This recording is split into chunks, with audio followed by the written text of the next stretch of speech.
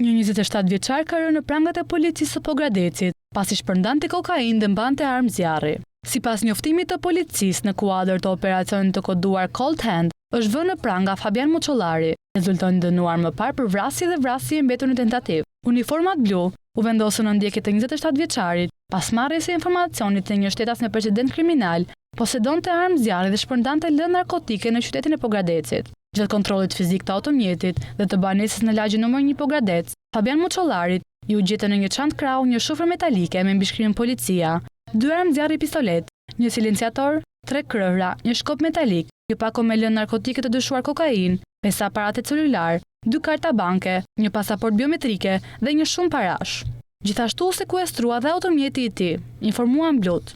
Materialet procedurale ju referuan prokurorisë pranë gjykatës së shkallës së parë të jurisdiksionit të përgjithshëm Korç për veprat penale prodhimi dhe shitja e narkotikëve, prodhimi dhe mbajtja pa leje e armëve luftarake dhe municionit dhe prodhimi, mbajtja, blerja apo shitja pa leje e armëve të ftohta.